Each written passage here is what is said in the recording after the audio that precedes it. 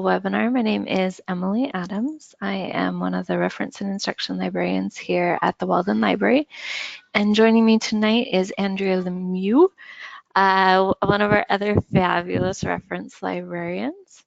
And tonight we're going to talk about journals. So we're going to kind of go in depth about journals in the library, and hopefully we find this fascinating, but hopefully you also find this fascinating. Just real quickly, let me talk about the Mysteries of the Library Revealed series that we do. This is a monthly webinar that we do on a library topic, and it's kind of our deep dive into specific topics in the library. We do keep them to about half hour. We start at 8:30 p.m. Eastern time. And the next webinar will be on library databases, which is always a fun topic to learn about. So that'll be on August 20th, so you can mark your calendars for that. And with that, I'm going to go ahead, now that you've seen that we're real people, I'm going to turn off my webcam so we can all just focus on the presentation, and we'll get started. So our goal tonight really is to help you understand journals, how to get to them, really just understand journals in the library. So we're going to talk a little bit about identifying academic journals, what they are, what they aren't. We're going to talk about how to access journals in the library, and then to access individual journals. And then lastly, Andrea is going to share the wonderful tip about setting up journal alerts, which is really helpful when you're doing research on a specific topic. So with that, let's talk academic journals. Academic journals are, they're fun things. They're not things that you run into, I think, in your day-to-day life, unless you're in academia. They're not, I'll get into what they're not. What they are, they're published periodically. So they're published generally monthly, quarterly, sometimes twice a year, sometimes yearly, kind of depends on the publisher. But what you'll notice when you're looking at an academic journal citation is that it has a volume and then an issue number, which is how you keep track of which individual issue of a journal you're looking at. They also contain pretty much focus on research studies. So you're not going to find much else. Sometimes you'll find book reviews or editorials, but really their focus is on sharing research in their field. And they do have a very narrow focus. So, well, most of them, but generally speaking, like there'll be Journal of Educational Psychology or the Journal of Advanced Nursing. So usually from the title, you can tell what the focus is and whether or not it's relevant to you. Now, even though academic journals and magazines look very similar, they're all the standard size, soft covers, so you can flip through them. Academic journals are very different from magazines. Magazines are really more focused on being accessible to everyone. They're targeted at a very general audience, and they usually have lots of pretty pictures, like generally have a ton of ads, and they're easy for anyone to pick up and read. Academic journals don't really fall into that category. So when you think magazines, you might think of like Time Magazine or Newsweek, People, something that you'd pick up in your doctor's office while you're waiting and flip through, and it's easy to pick up a few things. Trade journals are another type of periodic publications. So they kind of look, again, like academic journals and magazines, but they're a little different in that trade publications are really focused at working professionals. So people who are working in a field, they have background in that field, they know what's going on, and they're just a way to keep up on new trends, new products, industry news. They're often published by a professional organization. And so they will have, kind of like magazines, they'll have advertisements that are targeted at professionals in a specific field. Academic journals, you're not you're really not going to find advertisements. That's not how they get their money. So a couple examples of trade publications would be like the American Bar Association Journal or Nursing Times. So hopefully that distinction is helpful. Tonight we really are, even though we'll probably just say journals for the rest of the evening, we're talking about academic journals. We're not talking so much about magazine and trade publications, although they are very similar. One of the other defining characteristics of academic journals are a lot of them are peer-reviewed. So anytime your professor asks you to find a peer-reviewed article, they're talking about an article from an academic journal. Although I will clarify that not all academic journals are peer-reviewed, but pretty much all peer-reviewed journals are academic journals, if that makes sense. So some academic journals don't go through a peer review process, maybe for time restraints or budget, whatever. They don't do peer review. But if a journal does put their article through that peer review process where the articles are submitted to other experts in the field who give their opinion and then send it back to the journal, then those are definitely academic journals. And so if you do download the PowerPoint, you will see this link to our Evaluating Resources Guide. We have a lot more information on identifying academic journals on that guide. Now, Andrea, why do we focus so much on academic journals at Walden or just in academia in general?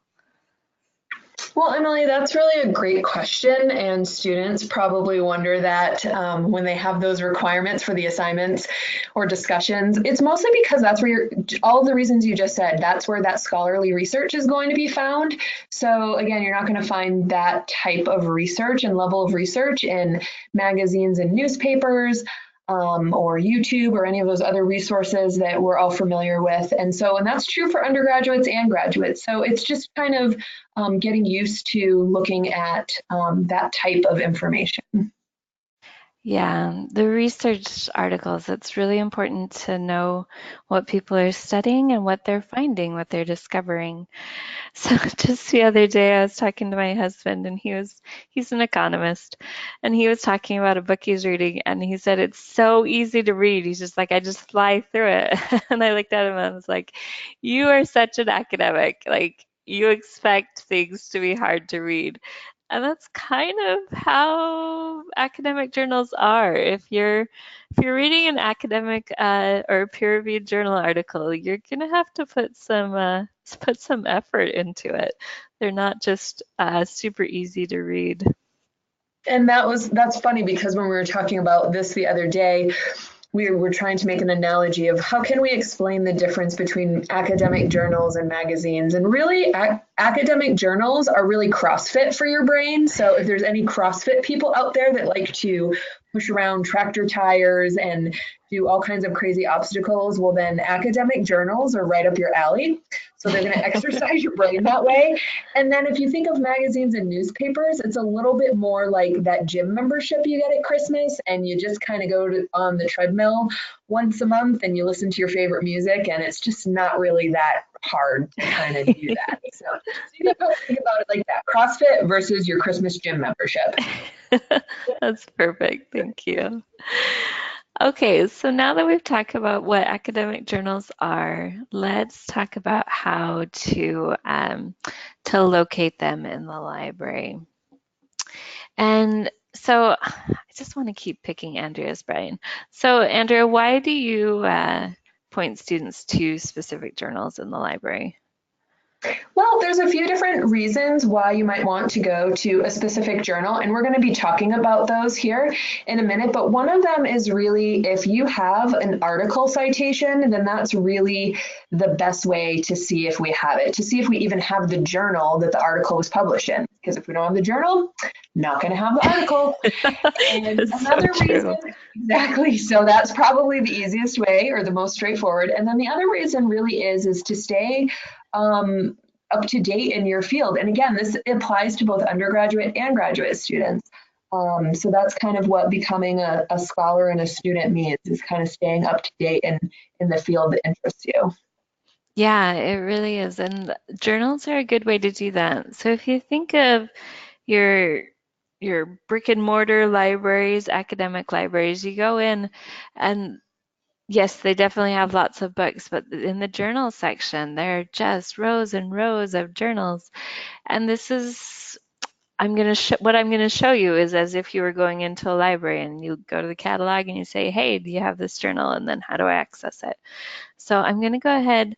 I'm going to show you three things. I'm going to show you the journal search, which I've got a screenshot of right here of how to go in and search the library to see if we do have a specific journal. And then I'm going to show you how you can browse our journals by subject area if you just kind of want to see what we have in your subject. And then I'm going to walk through a quick search in one of our subject databases. Because if you're trying to find journal articles on a specific topic, that's really where you want to go, is to the subject databases. So let me go ahead and switch over to my browser. I'm showing the Walden Library homepage. Hopefully this looks super familiar. Over on the left, you'll see that we have this little blue button called Journals. So when you click on that, it'll take you to our journal search page. And this is where you type in the title of the journal. Now, you don't want to type in the title of an article, journal article. You need the title of the actual journal. So let me go ahead and type in a journal title. I'm going to do Sport, Business, and Management. If I can type that in.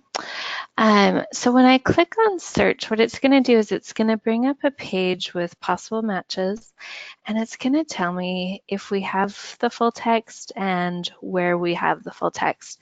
So you'll see it comes up, the first one. This is the data. This is the journal I'm interested in. And then you have to click on this full text access link to see what we have. So if you were looking for a specific article from this journal, you would come here and click on full text access and then check out the date range to see if we have it. So if it was published between 2011 and a year ago, then we would have the full text of the article. If it was published in 2005 or anything earlier, we don't have it. And I wanted to talk about this full text delay thing, which you will see I don't know often, but you will see it. What publishers often do is, because they want to make money, imagine that, they have put a delay on full text being available in the different databases. So they'll say, hey, if you want the last year, you have to buy the print version. And so it's just part of their marketing, part of their business model. But you will see this every once in a while. You'll see the full text delay, and just know that we have it. You can find information about articles that were published within the last year, but you won't see the full text of it. Okay, any questions about getting to a specific journal before I move on to browsing by subject?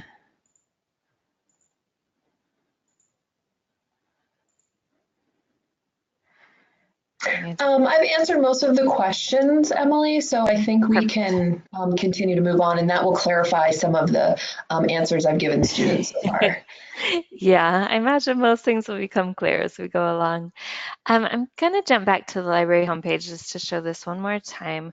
If you want to browse journals by subject, you would again come to the library homepage, click on journals, and then scroll down below the Find a Journal by title. And you'll see this place where you can browse for journals.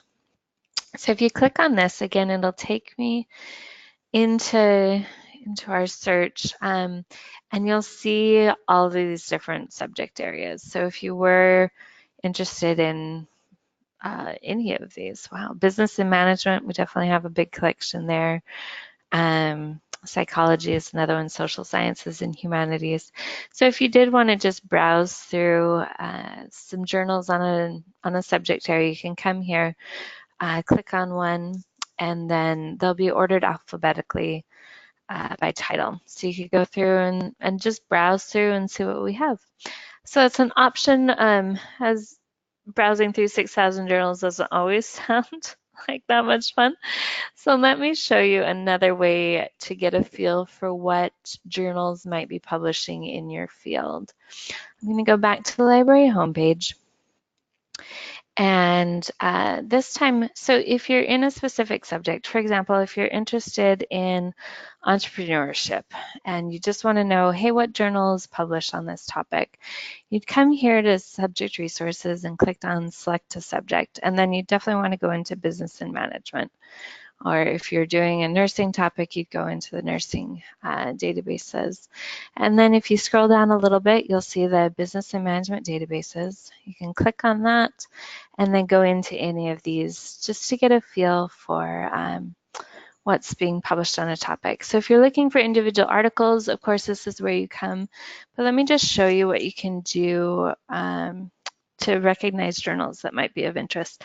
So I'm going to go ahead and type in entrepreneurs, and let's say I just want to see peer-reviewed journals on this topic.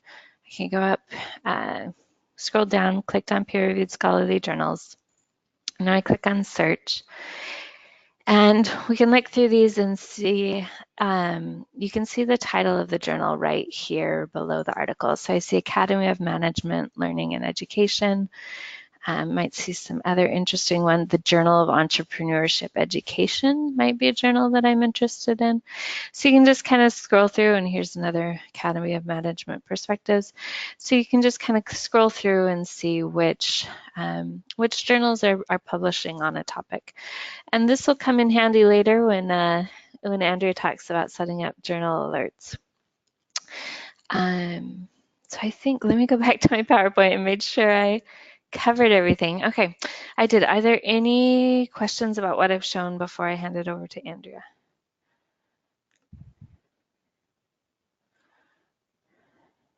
No, I think everything you covered will have clarified the questions that students already asked and a few unrelated questions that we'll get to here shortly too. Awesome. Then I'm going to hand it over to Andrea to talk about looking inside journals.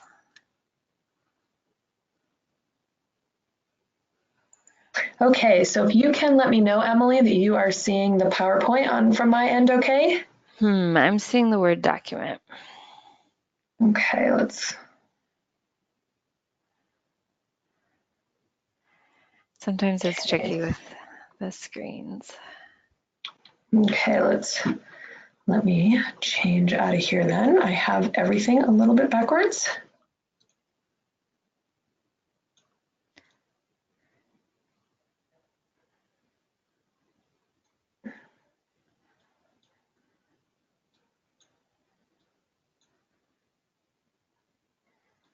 Okay, let me get a few more things set up here, everybody, because I have a little bit of a backward issue here with my monitors. Okay, so let me share this full screen, and now you can see the PowerPoint?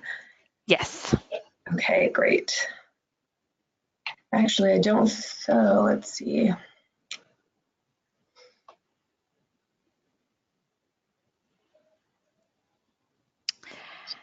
Yep. You might try the reader view. That one usually Yeah, it's because of the way I'm sharing the screen. So let me just see if I can fix this really quick. Andrea just got a new computer, so she is. Yes, a new laptop that's being a little funny with me. Okay, I might just have to share it this way just because it is not really cooperating with a dual screen here. So I might have to. I'm just going to go ahead and share it this way. We're just going to have to kind of make do just because we're running a little bit over time and I don't want to take up any more time than we have to. So Emily talked about why you might want to find a particular journal. Well, another reason might be that say for instance, your instructor sends you an article citation that you want to read in full text, an article recommendation from your chair, maybe an optional reading in your course. There's lots of reasons why you might come across a full text article and want to know if it's in the library. So the best way to do that is, you can see on my diminished PowerPoint here, again, my apologies for that. So right here is the way you can go about doing that. So it's really 3 steps. You're going to make sure that first we have the journal in the library, that we have the date publication availability that you're looking for, so the date that your article was published, and then navigating to the correct volume and issue. So Emily showed you part of that, but I'm going to use this example right here. So the article title is Think Entrepreneurially, Entrepreneurs versus Non-Entrepreneurs Cognitive Profiles, and it's in the journal, International Journal of Entrepreneurship. So if we were going to look that up, I'm gonna move this over here again. Sorry, a little bit on the sloppy side. We are gonna go to the same button that Emily showed you earlier. So we're gonna go to journals, and we're gonna just copy and paste that journal title in here, just like Emily showed. And then you'll see a few different results, and the first one is likely ours.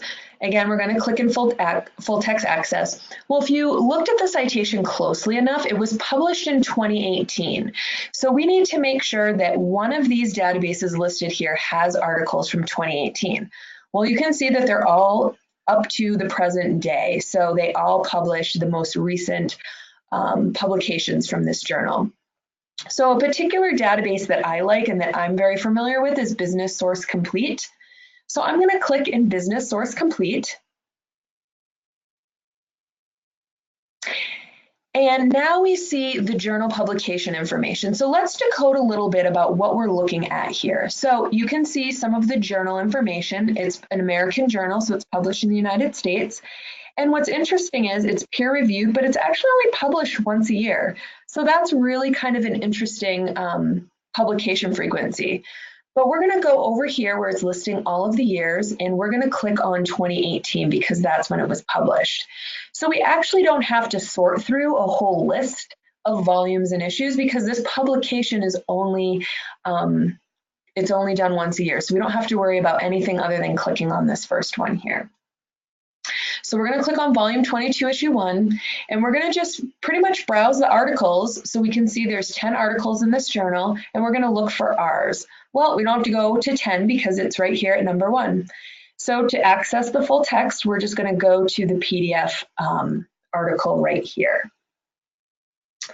So I just want to remind students, we get this question frequently, I'm being prompted to pay for an article, or I can't find this article in full text. Just know that before you pay for an article or do any of that type of thing, or search for hours upon hours, just know that you should check the library first to see if we have that journal. And then really, if you still can't find it, it's always great to send us a message through our Ask a Librarian service, because we sometimes have tips and tricks that we can use to see if we can hunt down the article for you. So just know that your tuition is already paying for access to all of these databases. So it's really going to be a rare circumstance where you're going to have to pay for an article. So let's go back. So we look through these articles. They're really interesting. Our field of study is in entrepreneurship. So let's go back to this publication information for this journal. Now, Emily had mentioned a little bit earlier about journal alerts. Well, what a journal alert simply is, and let me bring up the PowerPoint, my poor little diminished PowerPoint here. So a journal alert is simply an email notification that you get when something new is published in the journal. So for the journal article that we were just looking at, it's only published once a year. Now, if you're a dissertation student, you're going to be with us at Walden for a couple of years. If you're an undergraduate, you're going to be with us for a couple of years. So if this is your field of study, you don't want to have to go back and check in the database once a month to see if the journal has published a new issue yet. You just want to read whatever is the newest and most current.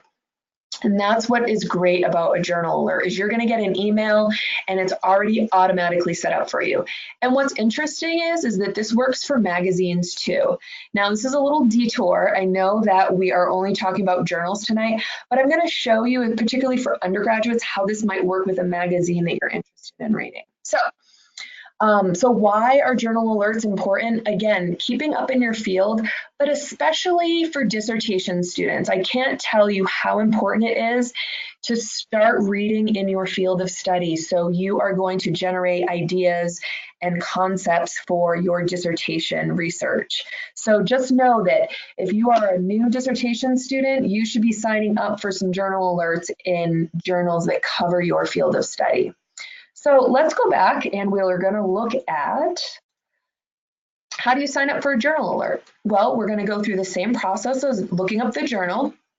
So we're still here at the International Journal of Entrepreneurship. Now, pretty much it's going to be here on this page. So we're going to look around and over on the top right, there's a share button. And so you're going to see something right here that says email alert. Now, Business Source Complete is an EBSCO database, which means EBSCO is the company that pretty much created this database and sells it to universities. So this feature is going to be a little bit different if you're working in a ProQuest database. So just look for something that says share journal alert on the actual journal page itself. So we're going to go to share and you'll see right here email alert. Now it does get a little tricky, so I just want to make sure that everybody kind of has this in their brain when they leave the webinar, because if you just click save alert, you're actually not going to get an alert. So there's a little bitty text right here that has email information. So you need to create an EBSCO account to actually be able to be sent a journal alert. So if you click sign in, you can sign in if you've already set up an EBSCO account, and that's what you'll see there. If not, then you're going to go up here to sign in.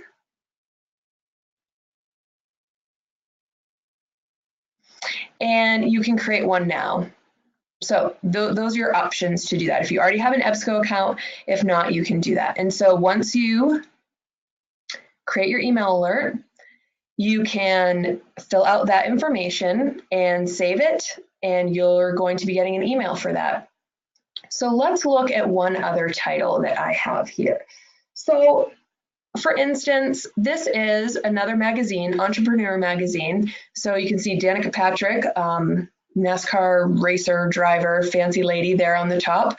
And so if you're an undergraduate and you want to read what's current in this magazine, well, a lot of times when you go to the website, they're going to ask you to pay for the material. They're going to give you a few free articles. So we want to see if we have this magazine in the library, and we're going to want to subscribe to journal alerts as well. So we are going to go back to, why don't we just start at the beginning so we can see the whole process. Again, you click on journals, and we're going to copy and paste Entrepreneur Magazine in there and see if the library has it.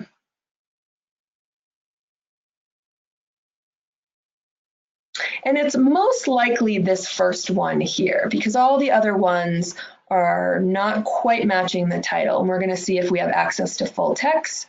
And again, we have it through Business Source Complete. So we're going to click on the database, and you'll see that if we're looking at 2018, it's published monthly, so it's really likely that this is the magazine. If we look here at the magazine information, it's not peer reviewed, so it's, again, likely that this is the correct one. Articles, interviews, business profiles. And so if we want to subscribe to a journal alert, again, we click on share, we click on email alert, and we sign in if we've created an EBSCO account. And if not, we're going to create an account to sign up for a journal alert. So are there any questions, Emily, about how to find a citation in a journal or journal alerts? Nope, I think you covered it really well, Andrea. Good job. Okay, great. So again, my apologies for my diminished PowerPoint. It's very sad. This PowerPoint would not do well in CrossFit. It would fail miserably. Okay, so we covered a lot of information tonight, and something, if you haven't noticed before on our website, is we have something called Quick Answers, which is just a database of questions that students frequently ask us. And so we've created these mini guides to answer student questions. So all of the resources that you're seeing on your PowerPoint, on the PowerPoint right now, are short mini guides to answer all of your questions. If you want to set up a journal alert, again, if you want to search inside a journal, so if you're looking for a specific article, you can browse them by subject. As Emily covered, you can search journals by specific title. And we did have a few questions about peer review come in, and so you can look at more information about peer review, what differentiates it from an academic journal that isn't peer reviewed, and what differentiates it from a magazine or newspaper, how you identify journals, and just a little bit more about journal basics, because most of the assignments and discussions that you'll be working on in your courses are going to require peer-reviewed literature. So getting to be familiar with the terms peer review and journal is really essential. Okay, so again, we just kind of want to cover some of what's coming up in the series, because remember, we have 30 minutes to really focus on one topic. And so it's really great to know these things in depth, and they're really essential skills. So what is coming up next month on Monday, August 20th is we're going to talk about more about individual databases. And we talked a little bit about that tonight, but again, there's so many topics, we could spend 30 minutes on a lot of different things in the library. Thoreau is going to be in September.